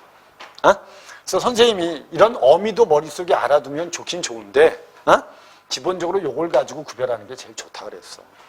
사건시 발화시를 가지고. 이해된 거죠? 그래서 여기 보면 꼭 명심해. 현재 시제 동사의 경우는 선어말 어미 는과 니은이 결합하고 형용사나 서술격 조사는 안 붙어. 관용사 절로 안길 때에는 알았죠? 동사의 관용사용 어미 는이 붙고 형용사에는 서술격 조사에는 뭐가 붙는다? 니은이 붙는다. 얘하고 얘는 다른 거다. 알았죠? 얘는 뭐고? 선어말 어미고 얘는 뭐다? 어말 어미다. 알았죠? 그런 차이점만 좀 기억해 두시면 좋을 것 같아요. 이해된 거죠 이제? 이게 왜 관용사 절인지에 대해서는 아까 선생님이 얘기한 거하고 똑같은 거야. 응? 봐봐요. 여기 보면 말을 타는 사람들. 알았죠? 오늘은 날씨입니다. 좋은, 그러면 여기가 날씨가 좋다가 여기 들어가야 돼. 날씨가 좋다. 요 전체가 얘를 꾸며준 거고 날씨가 중복되니까 주어가 빠진 거예요. 다 관용사절입니다. 맞죠? 그러면 우리 학교 회장인 선주가 도착했습니다. 도착했다가 뭐죠? 서술어. 선주가가 뭐죠? 주어예요. 알았죠? 주어고 우리 학교 회장 요 전체가 요 선주를 꾸며주는 거예요. 그럼 여기는 뭐가? 선주는 우리 학교 회장이다. 선주는 도착했다. 근데 선주가 우리 학교 회장이다가 선주를 수식하기 때문에 알았죠? 선주가 중복되니까 주어가 앞에 있는 관용사절의 주어가 빠진 겁니다. 얘도 그래서 무슨 문장? 견문장 이렇게 나와야 돼요. 이해되죠? 이 문장은 시험에 아주 많이 나오네요. 그러니까 이런 게 이제 복합적으로 나올 수 있는 거야. 그래서 문장하고 시제라든지 알았죠? 높임이라든지 이런 게 한꺼번에 나올 수도 있기 때문에 선생님이 같이 설명을 해주는 거예요. 이해된 거죠? 미래는 뭐겠어요? 사건시가 발화시 이후에 일어난 거다. 미래 시제는 주로 서너 어미 뭐를 쓰고? get을 씁니다. 뭐를 쓴다고? get을 씁니다. 뭐 get은 여러분들 그 뒤에 페이지에 보면 그 get에 대한 설명이 조금 나올 거예요. 알았죠? get에 대해서 어디 보냐면 204페이지에 보면 get에 대해서 나오죠. 이 get이 뭘 나타낼 때도 있어요. 왼쪽에 보면 얘가 의지나 뭘 나타낼 수도 있죠. 추측을 나타낼 때도 있어요. 응? 근데 미래를 나타내는 겁니다. 선어말 어미입니다. 얘는 get. 관용사형 어미 의존명사가 합쳐진 요게 관용사형 어미고 것은 의존명사입니다. 알았죠? 이렇게 결합해도 미래가 될 수 있어요. 그래서 잠시 후 미래지. 신부가 입장하겠습니다. 미래. 이 음식은 혈압을 낮추는 데 도움이 될 것입니다. 그러면 이것도 뭐다? 미래다. 왜냐하면 될 것이다 할 때 이 리을과 것이라는 뭐가 붙은 거죠? 의존명사가 붙은 겁니다. 알았죠? 이렇게 관용사절로 안길 때는 미래는 이렇게 리을이 붙거나 을이 붙으면 이게 미래가 될 수 있어요. 저녁 때 먹을 음식은 좀 남겨놓자라고 할 때 이 먹을은 미래를 나타내는 말입니다. 여기 보면 뭐라고 하면 되죠? 얘 먹을이 음식을 꾸몄잖아. 그러니까 만약에 여기 이렇게 된 거 아니야? 우리가 먹을 음식을 먹다. 그 다음에 음식은 남겨놓자. 이렇게 된 거거든. 그럼 얘하고 얘가 중복이 되니까 얘가 빠진 거거든. 알았죠? 그리고 이 전체가 뭐가 된 거죠? 음식을 꾸며주는 관용사절이 된 겁니다. 이런 관계만 좀 알아두시면 돼요. 알았죠? 선생님이 아까 얘기한 것처럼 관용사형 어미는 이렇게 알아두시면 돼요. 어미를 간단하게. 봐봐. 관용사형 어미는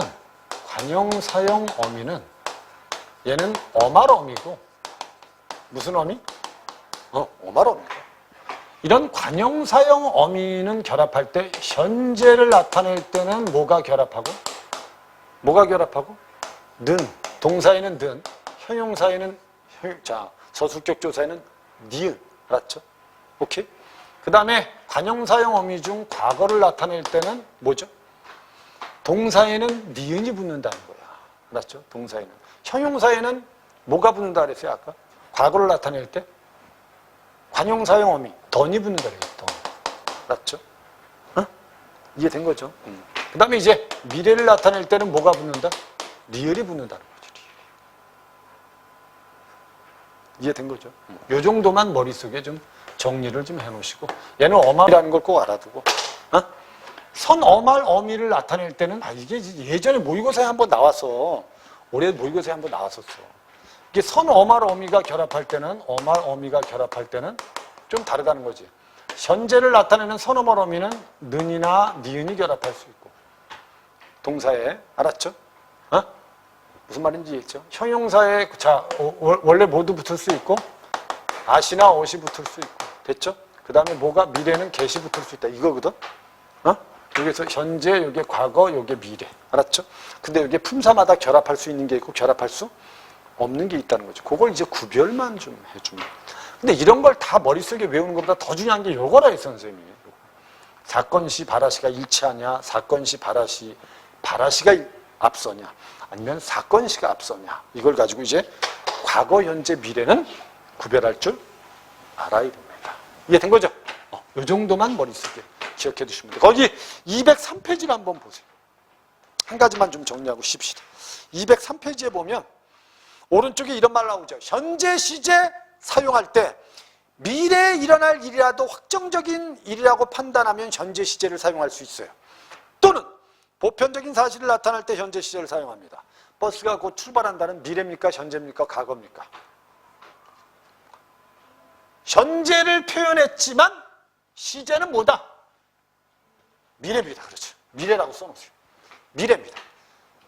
착각하시면 안 돼. 알았죠? 미래입니다. 그 다음에 밑에 해는 동쪽에서 뜬다. 요거는 뭐다? 현재입니다. 현재. 알았죠? 이렇게 일반적인 사실을 표현할 때는 현재형 표현을 쓰고, 알았죠? 미래의 확정적인 일도 뭐를 쓴다? 현재형 표현을 쓴다. 오케이? 요 정도만 머릿속에 기억해 두시면 시제는 끝입니다. 그 밑에 있는 거 하나만 더 할까요? 뭐라고 돼 있어요, 이제? 204페이지에 보면 동작상이란 말이 나옵니다. 요것만 이제 시제에서 알고 있으면 돼요. 알았죠? 요건 시제하고 같이 알아둬야 되는 거니까. 시제하고. 동작상에는 이제 완료, 진행이라는 이제 사건을 이루는 동작의 시간적 모습을 표시하는 범주가 동작상인데, 활용 어미를 표현하거나 보조 용언을 통해서 표현해요. 활용 어미로 표현하거나 보조 용언으로 구성되어 있습니다. 그래서 진행상은 뭡니까? 그럼 진행상은 동작이 진행되고 있음을 나타내는데 이렇게 고 있다 이렇게 쓰면 돼요. 이 고가 뭐냐면 고가 어미예요. 어미. 알았죠? 얘는 보조 용언입니다. 오케이? 이렇게 고 있다를 쓰면 이건 진행형이 되고, 완료상은 발화시 기준으로 동작이 이미 완료됐거나 완료된 결과 상태가 지속되고 있는 거야. 그래서 밥을 다 먹었다? 밥을 다 먹었다면 끝난 거죠. 먹어버렸다라고 해도 끝난 거죠. 그죠? 얘가 어미고요. 얘가 어미고, 얘가 버렸다가 바로 뭐라 그랬어요? 우리 지난번에 했어요. 이거 보조용언이라고. 알았죠? 그 다음에 이렇게 떠 있다라고 할 때 떠는 뜨다 뒤에 뭐가 붙은 거죠? 어가 붙은 거예요. 오케이? 그래서 여기 어미가 이렇게 결합하고 얘가 뭐다? 보조용언이라고 알아두시면 돼. 그래서 일반적으로 여러분 이렇게 고 있다가 붙으면 뭐고? 진행이고, 알았죠? 어 있다가 붙으면 뭐다? 여기 완료입니다. 또는 버렸다 이렇게 붙으면 완료라고 보시면 돼. 그래서 만약에 안고 있다라고 쓰면 뭐고? 진행이고, 알았죠? 앉아 있다라고 하면 뭐다? 상태를 나타내는 완료라고 보시면 되는데, 왼쪽에 문제가 하나 있어요. 여기까지만 알면 돼. 알았죠? 이거는 여러분 의미를 잘 생각해 보시면 돼. 안고 있다. 그럼 행동이 지금 아직도 끝나지 않은 거죠. 근데 앉아 있다라고 하면 행동이 끝난 거죠. 알았죠? 근데 왼쪽에 보면 이런 동작상이 중의성을 띌 수 있어요. 그래서 거기 고 있다는 중의적 의미, 고 있다는 완료상과 진행상 두 가지 의미를 가지고 있습니다. 형은 멋진 옷을 입고 있다라고 할 때 이 입고 있다가 문제가 뭐냐면, 잘 생각하면 이게 입고 있는 상태인지, 형이 지금 옷을 입고 있는 상태인지, 알았죠? 지금 옷을 입고 있는 진행인지 알 수가 없다. 그럼 이렇게 되면 이게 중의성을 띈다는 거죠. 병철이가 넥타이를 매고 있다라고 하면 매고 있는 상태인지 지금 매려는 행동이 진행되고 있는 건지 알 수가 없다는 거예요. 그래서 이 고 있다는 중의성을 좀 띈다는 게 문제입니다. 알았죠?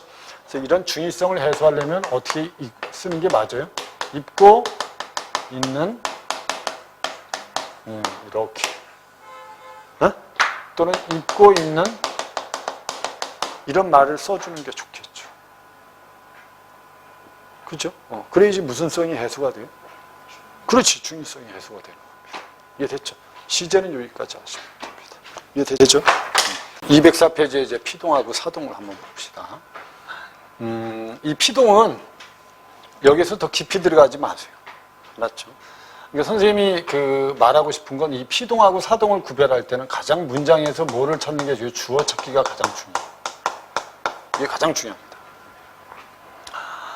피동과 사동의 의미를 정확하게 알아두면 돼요. 그래서 피동은 주어가 당하다의 뜻입니다.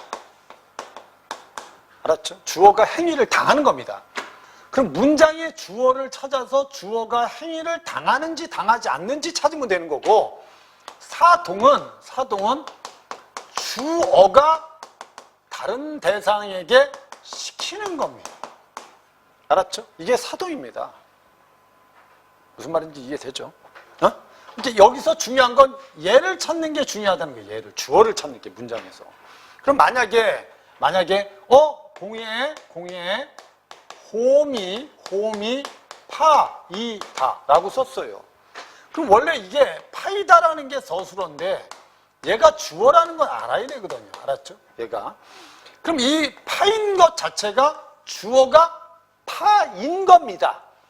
알았죠? 주어가 판 게 아니고, 알았죠? 파인 거예요. 알았죠? 그럼 당연히 주어가 뭐 했다고 봐야 돼? 당했다고 봐야 돼. 알았죠? 아, 그러면 얘가 피동 표현이구나. 이렇게 알면 되는 거예요. 이해된 거죠? 만약에 형이 동생을 울리다. 이런 말이 있어요. 무슨 말인지 이해됐어요? 그럼 울리다란 말은 형이 동생을 울렸다는 말은 얘가 주어라는 거예요. 얘가 서술어고. 그럼 형이 동생을 울리다라는 건 주어가 당한 게 아니고 주어가 다른 대상에게 울도록 시킨 겁니다. 알았죠? 그럼 얘가 사동이라는 걸 알면 돼요. 그러니까 이게 사동과 피동을 구별할 때는 반드시 뭐를 먼저 찾는 게 중요하다. 그죠? 얘를 먼저 찾는 게 중요하다. 가끔 이제 피동이 모의고사나 수능에 어렵게 나오면 동일한 단어인데 사동으로 쓰일 때가 있고 피동으로 쓰일 때가 있다는 겁니다. 알았죠? 그럴 때만 이제 착각하지 않으면 돼요. 좀 이따 선생님 예를 알려줄게요. 알았죠? 일단 기본적인 건 피동, 사동을 잘 알기 위해서는 뭘 찾아라? 주어 찾아라. 알았죠? 핵심을 딱 머릿속에 가지고 있으란 말이야. 선생님이 아까 시제할 때 뭐라고 했어요? 발화시, 사건시의 관계를 이해해서 문제를 푸는 게 더 효과적이다. 알았죠? 피동, 사동도 주어를 찾아서 주어가 당하면 피동, 주어가 시키면 뭐다? 사동이다. 이렇게 알면 돼요. 그래서 주어가 남의 동작을 당하게 되는 것을 나타내는 게 피동이다. 그 다음에 주어가 남에게 동작을 시키는 것을 뭐라고 한다. 근데 여기서 피동과 대조적인 단어가 뭐죠? 능동이고 사동과 대조적인 단어를 주동이라고 하는데 학생들은 가끔 이거 가지고 선생님한테 질문해. 선생님, 얘하고 얘는 어떻게 다른 겁니까? 이렇게. 비교할 필요가 없는 거예요. 얘네 둘은. 알았죠? 그러면 능동은 당연히 이거 반대니까 주어가 남에게 동작을 당하게 되는 것을 나타내는 표현이 피동이면 능동은 뭐겠어요? 주어가 당하는 게 아니야. 알았죠? 동작을 당하게 되는 게 아니고 주어가 직접 자기의 행위를 하는 거예요. 이해됐죠? 그러니까 주어 자체가 행위에 영향을 미치는 거지 주어가 어떤 행위를 당하는 게 아니라고. 주어가 행위에 영향을 미치는 게 능동이라면 주동은 주어가 남에게 동작을 시키는 게 아니고 주어가 직접 행동하는 거예요. 얘하고 얘는 같은 형태로 나타날 때가 많아요. 이해된 거죠? 그러니까 이거 가지고 선생님 얘 둘의 차이는 어떻게 얘하고 피동이란 말하고 얘를 비교하고 사동이란 말하고 얘를 비교하는 건 좋지만 이 둘을 비교할 필요는 없어요. 이해된 거죠? 무슨 말인지 이해되죠? 그래서 여기서 보면 피동사에 의한 피동도 있고 아지다, 어지다에 의한 피동도 있고 사동사에 의한 사동도 있고 개하다의 사동도 있다. 어떤 사람은 이걸 짧은 피동, 긴 피동, 짧은 사동, 긴 사동이라고 얘기하는데 굳이 그렇게 할 필요 없습니다. 이건 파생적 피동, 통사적 피동, 파생적 사동, 통사적 사동 이렇게 얘기하는데 이거 알 필요 없다. 응? 오케이? 그냥 이 용어만 알고 있으면 돼. 수능 특강에 이런 정도의 용어가 나왔으면 이 정도로만 이해하시면 돼. 그래서 우리가 피동사로 피동을 하는 경우는 뭐냐? 그래서 이렇게 이히, 길이 같은 뭘 붙이면 된다고 돼 있어요. 여기 뭐라고 돼 있어요? 전미사를 붙이면 돼. 내가 지난번에 접사에는 무슨적 접사가 있다 그랬죠. 한정적 접사하고 지배적 접사가 있는데 여기 있는 접사들은 다 지배적 접사입니다. 왜? 품사를 바꾸거나 아니면 문장 구성에 영향을 주기 때문에 그래요. 응? 이해된 거죠? 그럼 여기 보면 온 산이 흰 눈으로 덮였다를 서술을 먼저 찾아보세요. 뭡니까? 얘가 서술어죠. 됐죠? 그러면 주어는 뭡니까? 얘가 주어입니다. 그렇죠. 산이 덮은 게 아니고 산이 덮인 겁니다. 산이 덮은 게 아니고 산이 덮인 거예요. 눈으로. 알았죠? 그럼 얘는 당한 존재예요. 주어가. 알았죠? 그럼 피동사입니다. 이미 덮였다는 어떻게 된 거죠? 덮다 뒤에 뭐가 붙은 거죠? 이라는 피동 접사가 붙고 여기에 다가 붙은 겁니다. 얘가 바로 뭐라고 보시면 돼요? 앞에 있는 피동 뭐다? 접사입니다. 이해된 거죠? 이렇게 서술어를 먼저 찾으면 돼요. 서술어. 알았죠? 그럼 용언의 어간에 아지다나 어지다라는 얘는 뭐냐면 어미예요. 어미. 용언의 어간 뒤에 붙어있는 얘는 어미입니다. 어미. 이렇게 어미를 붙여도 돼. 많은 음식들이 아깝게 버려졌다. 주어가 뭡니까? 그렇지. 잘 찾네 이제. 얘가 주어입니다. 알았죠? 버려진 겁니다. 그럼 얘가 버린 게 아니고, 알았죠? 버려진 거예요. 알았죠? 당한 겁니다. 이건. 그럼 이건 피동입니다. 그래서 어떤 아이들은 그냥 이렇게 구별하는 경우가 있어요. 이게 의미 가지고 구별해야지. 의미 가지고. 주어가 당하면 뭐냐? 피동. 이 의미 가지고 구별해야 되는데 그냥 동사나 형용사 뒤에 아지다나 어지다를 붙여서 말이 되면 피동, 안 되면 사동 뭐 이렇게 구별하는 애. 어떤 애는 개하다를 붙여서 말이 되면 사동, 안 되면 피동 뭐 이런 애들이 있어요. 근데 이런 요령을 가지고 문제 푸는 건 말이 안 되는 거야. 선생님이 이런 거는 진짜 의미로 구별이 안 될 때 마지막으로 쓰는 거예요. 마지막으로 어지다나 아지다를 붙였는데 자연스러우면 피동, 개하다를 붙였는데 자연스러우면 뭐가 될 수 있다? 사동. 이렇게는 우리가 얘기할 수 있어요. 이해된 거죠? 이해된 거죠? 그래서 피동에서 우리가 많이 나오는 것 중에 하나가 자 봐. 여기서 보면 선생님이 일단은 서술어 찾고 주어 찾고 서술어 찾고 주어 찾으라 그랬지. 그래서 이 주어가 동작을 뭐하면? 당하면 이게 뭐다? 그렇지. 이렇게 알아두면 돼. 알았죠? 그러니까 우리가 만약에 이렇게 많이 쓰잖아. 호랑이가 토끼를 요 정도만 알면 돼. 잡았다. 이런 걸 쓰면 이렇게 바뀌거든. 문장 구조가. 알았죠? 토끼가 호랑이에게 잡다 뒤에 시 뒤에 뒤에 다가 붙어서 잡혔다가 되거든. 얘가 바로 뭐죠? 얘가 바로 아까 말한 여기 뭐다? 피동 접사입니다. 이해된 거죠?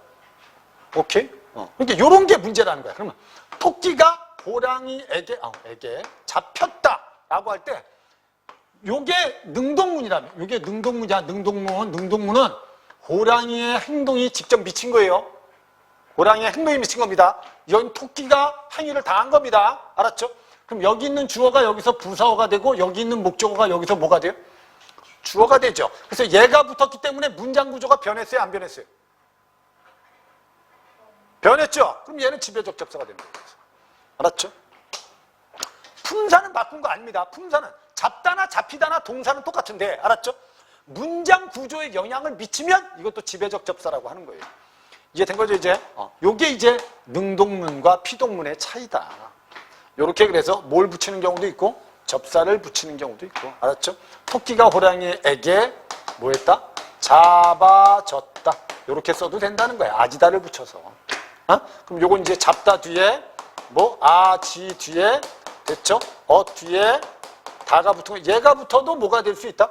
피동이 될 수 있다. 얘가 붙어도 피동이 될 수 있고. 이해됐죠? 이렇게 알면 됩니다. 이렇게. 이해된 거죠? 그 다음에 이제 사동도 똑같은 거예요. 사동도 여기 보면 얘를 봐봐. 여기 주동사의 어간에 이희길이 우구추를 붙이면 되는데 여기 봐봐. 여기서 중요한 건 이 네 개가 이 중복이 된다는 거예요. 얘가 중복이. 형태가 똑같잖아. 얘네들 때문에 문제가 된 거예요. 얘네들 때문에. 그래서 형태가 똑같은데 어떨 때는 피동사로 쓰이고 어떨 때는 사동사로 쓰이는 게 있어. 그래서 선생님 좀 이따 예를 하나 알려줄 테니까. 이게 언니가 물을 끓인다라고 하면 지금 끓인다는 끓다지. 끓다에 뭐가 붙은 거냐면 이 뒤에 니은 그 다음에 다가 붙은 거야. 이해됐죠? 그럼 끓다 뒤에 끓다. 그럼 원래는 물이 끓다인데 언니가 물을 끓이는 겁니다. 그럼 주어가 대상에게 시키는 겁니다. 됐죠? 이러면 이게 사동사가 되는 거예요. 그럼 이건 이렇게 돼야 돼. 원래는 물이 끓다. 이렇게 쓰면 뭐죠? 주동입니다. 주동. 물이 끓다. 무슨 말인지 이해됐죠? 이건 시키는 게 아니잖아. 알았죠? 주어가 자기 스스로 끓는 겁니다. 이해된 거죠? 근데 만약에 언니가 물을 이다 라고 쓰면 얘가 사동이거든요. 이해된 거죠? 요때 여러분들 요 무리가 주어가 여기서는 목적어가 되고 여기 새로운 주어가 만들어지잖아. 여러분 요건 주동문, 요건 무슨 문? 그렇지, 사동문 이렇게 얘기하는 거예요. 이해됐죠? 이렇게 이제 바뀌면 되는 거야. 그래서 일반적으로 우리가 개하다를 많이 붙인다라고 얘기합니다. 그래서 용언의 어간에 개하다를 붙이면 어미고 하다는 보조용언입니다. 알았죠? 이렇게 어미와 보조용언이 결합하면 선생님께서 나를, 얘가 주어, 나가 대상, 알았죠? 집에 가게 했다, 시킨 거죠. 알았죠? 그럼 이게 뭐가 될 수 있다? 사동문이 될 수 있다. 알았죠? 이게 결국 이런 거야. 아이가 젖을 먹는다 라고 하면 얘가 서술어고 얘가 주어인데 주어가 스스로 하는 거죠. 주어가 스스로. 알았죠? 주동입니다. 근데 이걸 여러분 사동문으로 바꾸면 어머니가 아이에게 이렇게 문장에 영향을 준다는 거죠. 젖을 먹인다 이렇게 바꿀 수 있어요. 알았죠? 그럼 먹다 뒤에 이가 붙어서 얘가 사동문이 된 겁니다. 그럼 여기 있던 주어가 여기서 뭐가 되고 부사어가 되고 여기서 목적어가 여기 목적어가 되고 여기 새로운 주어가 등장한 거야. 그래서 주어가 대상에게 시키는 겁니다. 알았죠? 요걸 요렇게 바꿔도 돼요. 알았죠? 먹게 하다. 요렇게 바꿔도 됩니다. 이해된 거죠? 근데 여기서 문제가 하나 생겼어요. 문제가. 이 먹인다란 말에는 직접의 의미도 있지만 간접의 의미도 있어요. 참고로 알아두세요. 그래서 얘가 중의성을 떼요. 참고로 알아두세요. 중의성. 왜냐면 이게 어머니가 아이에게 젖을 먹인다라고 할 때 젖병을 주고 너 먹어 이 새끼야. 이것도 될 수 있고 끌어안고 먹일 수도 있는 거예요. 그래서 직접 먹이는 것도 간접 먹이는 것도 되는 거고 얘는 근데 뭐만 될까? 간접만 될까? 직접만 될까? 어머니가 아이에게 젖을 먹게 한다. 먹게 한다. 간접만 돼요. 간접만. 알았죠? 얘는 간접만 돼요. 요런 이제 의미상의 차이가 조금 있어요. 근데 다른 거 생각하지 마세요. 다른 거 생각하지 말고 일단 우리가 사동하고 피동을 구별할 때 뭘 먼저 찾는 게 가장 중요하다. 그렇지, 주어를 먼저 찾는 게 중요한데 이게 문제가 되는 단어들이 이런 단어예요. 안기다라는 단어가 있다고 치자. 안기다. 알았죠? 그럼 마지막에 아이가 엄마에게 안기다란 말이 있어요. 이때 안기다 하고 알았죠? 언니가 동생에게 아이를 안기다란 말이 있다고 치자. 이게 형태가 다 같아요. 알았죠? 이게 안다란 말 뒤에 기, 안다란 어간 뒤에 기가 붙은 접사예요. 이게 형태가 똑같잖아요. 알았죠? 이게 사동인지 피동인지 우리가 어떻게 아냐 이거야. 의미 가지고 알면 돼요. 얘 주어는 뭡니까? 그죠? 얘가 주어죠. 아이가 안김을 당한 겁니다. 얘는 뭐죠? 피동문입니다. 알았죠? 근데 이때 안기다는 언니가 동생에게 안도록 시킨 겁니다. 알았죠? 그럼 얘는 무슨 문제죠? 그렇지. 그렇게 구별하면 돼요. 의미 가지고 구별하면 돼요. 주어를. 얘는 피동문. 알았죠? 얘는 무슨 문? 이렇게 구별하면 됩니다. 이렇게 구별하면 되는데 자꾸 여러분 이런 형식만 따지지 말고 의미를 먼저 정확하게 이해해서 구별하는 역할을 연습을 하라는 거지. 이해된 거지. 그래야지 문제 풀기가 더 편합니다. 근데 학생들은 이제 이런 의미 같은 거 생각 안 하고 그냥 개하다가 붙어서 말이 되면 사동, 어디다가 붙어서 말이 되면 피동 이렇게만 머릿속에 집어넣는 건 문제를 푸는데 한계가 좀 있다는 겁니다. 피동사동 이게 되죠? 이 정도만 알고 있으면 돼요. 됐죠? 그 다음에 뒤에 이제 부정표현이 나오는데 이 부정표현은 얼마 전에 모의고사에 출제가 돼서 선생님이 사실 그 유튜브에 부정표현만 설명한 동영상이 있긴 있어요. 알았죠? 그거 꼭 봐야 됩니까? 안 봐도 돼요. 여기 있는 것만 알아두세요. 이 부정표현도 여러분 뭐가 중요할까? 얘가 중요합니다. 의미가 중요합니다. 그래서 부정표현은 여러분 안부정이 있고 그 다음에 못부정이 있다. 안부정은 단순 부정도 되고 의지 부정도 된다. 알았죠? 그러니까 단순 부정이라는 건 사실을 부정할 때야. 해가 안 뜬다. 이거는 단순 부정이고, 알았죠? 나 학교에 안 가! 이러면 의지 부정이 되는 거거든. 알았죠? 그 다음에 능력 부정이, 나 못해! 그러면 능력이 없어서 못하는 거니까. 알았죠? 이런 걸 우리가 능력 부정이라고 하는 거예요. 의미만 알아줘, 의미만. 알았죠? 이게 이제, 부정문을 공부하다 보면, 동사에는 무슨 부정은 되는데 무슨 부정은, 형용사는 무슨 부정은 되는데 무슨 부정은 안 돼요. 뭐 이런 것들이 가끔, 어떤 단어는 우리가 깨닫지 못하다는 되는데 깨닫지 안 깨닫다 이건 안 돼요. 또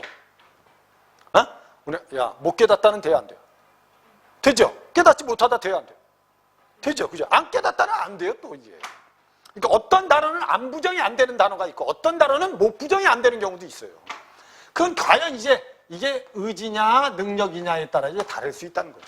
그래서 이때 어떤 상태나 그렇지 않음을 나타내는 동자거나 동작을 행하는 주어의 의지에 의해서 어떤 동작이 일어나지 않음을 나타낸다.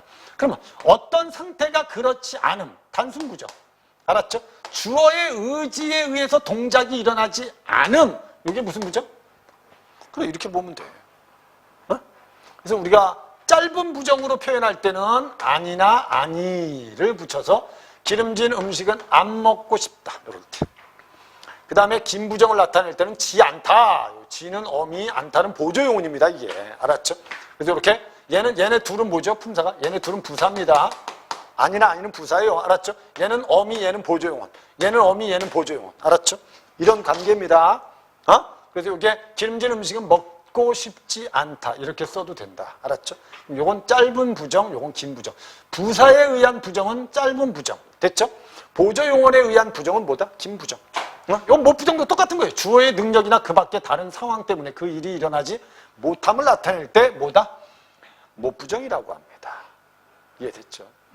그래서 밑에 부정하는 말 앞에 됐죠? 못을 사용한다. 그래서 동생이 아파서 죽도 못 먹어요. 됐죠? 요때 짧은 못 부정이라고 하고 부정하는 말 뒤에 지 못하다. 이것도 어미 보조용언입니다. 알았죠? 동생은 그래서 아파서 죽도 먹지 못한다. 근데 거기 자 왼쪽을 보세요. 오른쪽에 보면 오른쪽에 뭐 있죠 거기? 명령문이나 청용문에서는 무슨 부정을 쓴다? 말다 부정을 쓴다. 이렇게 이 정도만 알고 있습니다. 그래서 오른쪽에 뭐라고 돼 있어요? 그 길은 걷지 마라. 이 길은 걷지 말자.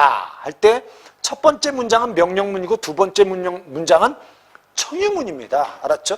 이렇게 명령문과 청유문에서는 무슨 부정을 쓴다? 안 부정, 못 부정을 쓰는 게 아니고 무슨 부정을 쓴다? 이렇게 말다 부정을 쓴다는 것만 머릿속에 알아두면 돼요. 이해됐죠? 근데 가끔 예외도 많아. 이 못 부정인데 이걸 나타낼 때도 있고. 이해됐죠? 무슨 말인지 이해되죠? 그러니까 만약에 이 못을 써서 강하게 의지를 부정할 수도 있어. 야, 우리 영화 나 못 가! 이렇게 얘기하면 이게 능력으로 못 가는 건지 아니면 의지로 못 가는 건지. 사실은 이걸 강하게 얘기하면 의지가 들어있거든. 가자. 못 간다니까! 이게 과연 능력인지 의지를 나타내는 건지 약간 애매할 수 있어요. 그래서 이 못 부정인데도 얘를 나타낼 수도 있을 때가 있거든. 예외적인 것들이 있다는 거지. 여기에 나와 있는 예외적인 것들은 굳이 알 필요가 없다는 거야. 이해된 거죠? 나중에 혹시 못 부정에 대해서 선생님 나 좀 더 못 부정을 좀 알고 싶습니다. 부정문에 대해서 좀 알고 싶습니다. 그러면 유튜브에서 선생님 채널에 가서 부정 표현을 딱 치면 알았죠? 거기에 모의고사에 나온 지문을 가지고 설명한 게 다 있습니다. 알았죠? 그걸 참고를 해서 보면 됩니다. 거기까지 굳이 볼 필요는 선생님 없다고 생각합니다. 이해된 거죠? 그러니까 안 부정은 무슨 부정? 의지 부정, 단순 부정. 알았죠? 못 부정은 능력 부정. 알았죠? 동사는 일반적으로 안 부정, 못 부정이 다 돼요. 이해된 거죠? 근데 형용사는 못 부정이 좀 어색해. 예쁘지 못하다. 너 못 예쁘다? 이거 좀 어색하잖아. 그죠? 예쁘지 않다, 안 예쁘다는 어느 정도 말이 되는데. 그죠? 그래서 형용사는 못 부정 결합이 좀 제약이 좀 있어요. 동사는 못 부정, 안 부정이 다 가능한데. 요런 특징적인 것만 좀 머릿속에 알아두시면 돼요. 이해된 거죠? 됐습니다. 마지막에 인용 표현 아주 쉬운 겁니다. 이거는 이제 뭐 직접 인용하고 무슨 인용이 있다? 간접 인용이 있다. 그래서 원래 말이나 글을 그대로 큰 따옴표를 또는 작은 따옴표를 인용하는 걸 직접 인용이라고 하고 라고를 붙입니다. 이건 조사입니다. 라고는 인용조사라고 해요. 알았죠? 그 다음에 요거는 인용단 말은 해서 간접 인용을 씁니다. 이해됐죠? 간접 인용을 쓸 때는 뭘 붙인다? 고를 붙인다. 그리고 이런 걸 무슨 절이라고 한다? 인용절이라고 한다. 알죠? 그죠? 근데 이게 시험 문제가 나오면 이런 게 나오는 거야. 직접 인용을 간접 인용으로 바꾸면 이게 어휘들이 바뀌어요. 어휘들이 바뀌어요. 뒤에 문제가 있으니까 그거 가지고 한번 연습하시면 될 것 같아요. 나오면 그게 나올 가능성이 높아. 알았죠? 그러니까 만약에 직접 인용을 간접 인용으로 바꾸면 당연히 조사도 어떻게 바뀌겠어요? 이렇게 바뀌겠죠. 알았죠? 근데 여기 있던 문장 성분, 뭐 주어나 목적어라든지 서술어가 여기 오면 변동하는 경우가 좀 있어요. 바뀌는 경우가 있다는 거지. 알았죠? 그걸 좀 이해할 줄 알면 된다. 이거는 여러분 충분히 우리가 담화라든지 대화를 할 때 문제가 없는 학생이라면 충분히 이건 풀 수 있는 겁니다. 알았죠? 인용절은 요 정도.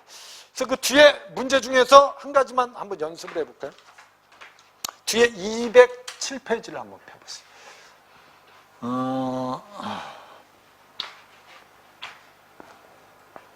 207페이지, 요겁니다, 요거. 요게 인용절에 대한 문제인데, 인용절이 시험에 나오면 요 형태가 나오는 겁니다. 그럼 여기 보면, 어제 아들이 나에게 제가 내일 우체국에 갈게요 라고 말했다. 그러면 이건 직접 인용이에요. 직접 인용. 그럼 이걸 간접 인용으로 바꾸면 어제 아들이 나에게, 이거 뭐로 바꿔야 돼요? 뭐로 바꿔야 돼요? 자기가 이렇게. 이거 봐봐. 어제 아들이 나에게 제가 내일 우체국에 갈게요. 그럼 어제 아들이 나에게 자기가 언제? 오늘. 이렇게 써야 돼. 이게 바뀌는 게 있어. 오늘. 알았죠?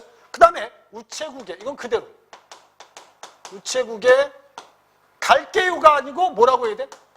간다고 이렇게.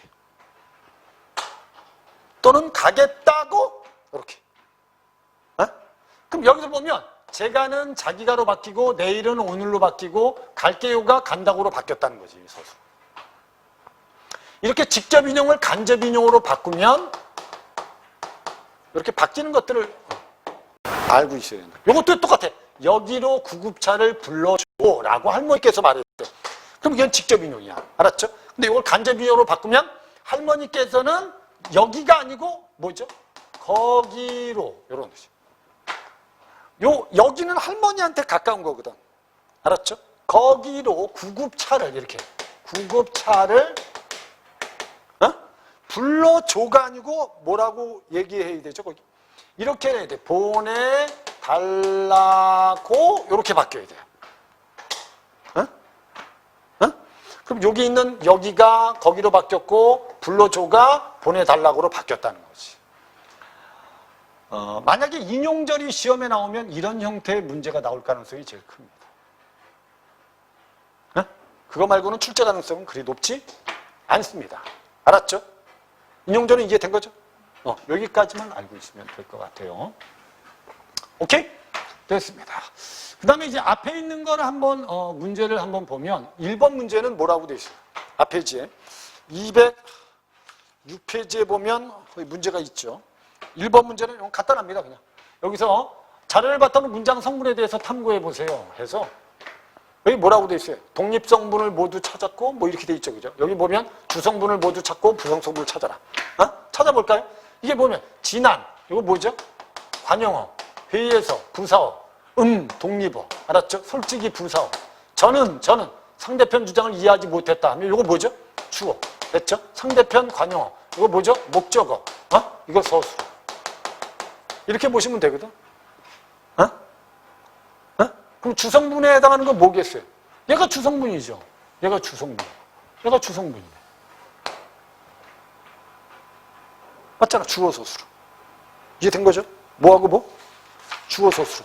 거기다 만약에 주성분에 대해서 쓰라고 하면 뭐만 쓰면 되는 거예요? 네, 주어 서술어만 쓰면 됩니다. 그래서 만약에 주성분을 찾아 쓰고 각각이 보기에 어떤 문장 성분에 해당하는지 밝히세요. 라고 주성분은 얘는 주어, 얘는 서술어. 알았죠? 그 다음에 부속성분에 해당하는 게 뭐겠어요? 부속성분이 이게 문제가 됐는데 정답을 보면 약간 학생들이 혼동하는 학생들이 있어. 요게 관형어고 얘가 부사어죠. 얘도 뭐? 부속성분. 얘도 부속성분. 솔직히 얘도 부속성분. 얘도 부속성분. 알았죠? 이 주성분이 하나 빠졌는데 미안하다. 주성분이 여기. 얘가 주장을, 얘 목적어가 주성분이죠. 알았죠? 얘네 셋이 무슨 성분? 얘네 셋이 주성분. 착각했다. 이해됐죠? 그럼 얘네들이 부속성분인데, 부속성분. 근데 답지에는 이렇게 돼 있는 경우도 있어. 이 전체를 부속성분으로, 이 전체를 주성분으로 보는 경우도 있어. 왜냐면 이 관형어는 대부분 뒤에 수식하는 말에 포함되기 때문에 이 전체를 목적어로 보는 경우도 있어. 이 전체를 그냥 부사어로 보는 경우도 있어. 알았죠? 그건 여러분 나누든 합치든 상관없어. 이게 뭐냐면 이제 관형어가 다른 성분에 포함되는 성질이 있기 때문에 그렇게 이제 답지가 만들어진 거야. 그래서 여기서 주성분은 주어, 목적어, 서술어가 주성분이고, 알았죠? 또는 주어, 목적어, 서술어 이렇게 해도 되고, 부속성분은 뭡니까? 그러면 관형어, 그 다음에 부사, 됐죠?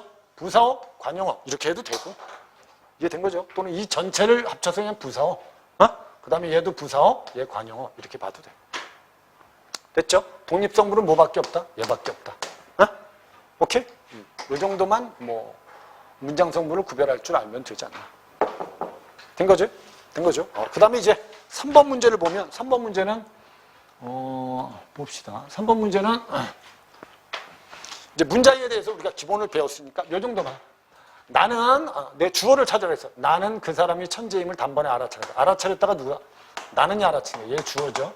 얘 서술어입니다. 알았죠? 그리고 여기에 주어가 있고 얘가 천재이다가 서술어가 있죠. 그래서 그 사람이 천재임을 이렇게 돼 있어요. 그리고 뒤에 목적격 조사가 붙었으니까 얘는 명사절이 된 거고요. 이 전체는 목적어의 역할을 하는 겁니다. 이해된 거죠? 그 다음에 이것도 서술어 찾아보세요. 찾아갔다. 우리는 알았죠? 우리는 옛날에 자주 가던 카페에 다시 찾아갔다. 옛날에 자주 가던 카페네. 알았죠? 이렇게 수식해 주죠. 그죠? 그럼 얘가 무슨 절이다? 카페를 수식하는 무슨 절이다? 이렇게 할 수 있죠. 그죠? 관형사절이다. 오케이? 이렇게 알면 돼요. 여기 저거 카페에 옛날에 카페에 자주 가던 카페. 그래서 중복이 되니까 하나가 관형사절에 있는 문장 성분이 생략됐다. 응? 그래서 주인은 나와 달리 침착하고 지혜로웠다. 그러면 침착하고 지혜로웠다. 그럼 주인은 침착하다 주어 서술. 지혜로웠다 주어 서술. 이어진 문장입니다. 여기가 원래 이해가 들어가야 돼요. 주시는. 그래서 이게 주어 서술어 주어 서술어가 나열되어 있는 대등적으로 이어진 문장인데 앞절에 또 얘가 포함되어 있는 거예요. 얘는 뭐냐면 얘가 나와는 주인은 나와는 다르다. 주어 서술어. 이해됐죠? 주인은 나와는 다르다. 그럼 이게 여러분 달리란 말이 붙어서 얘가 뭐가 된 거다? 이렇게 보시면 돼요. 무슨 절이다? 부사절이다. 이해됐죠? 그러니까 여기도 어떻게 된 거냐면 주인은 나와 다르다 할 때 이게 주어가 아니고 이렇게. 주인은 이렇게. 주인은 침착하다. 주인은 나와 다르다. 이렇게. 얘가 주어, 얘가 부사어, 얘가 뭐? 서술어. 알았죠? 이 전체가 무슨 절? 부사절. 이렇게 문장을 분석해주면 될 것 같습니다. 이해된 거죠? 그 다음에 이제 4번 문제 같은 경우는 이게 이제 문법 요소는 잘못 사용할 때가 가끔 있어요. 이건 우리가 많이 우리가 고등학교 1학년 교과서에도 경험을 했던 거기 때문에 이 정도만 알면 되지 않을까 싶어요. 선생님께서 오시라고가 아니고 뭐라고? 오라고 하셨다야. 알았죠? 이거 여러분 너를 높이게 되면 안 돼. 이거 빼야 돼. 여기선 시가 있죠? 시.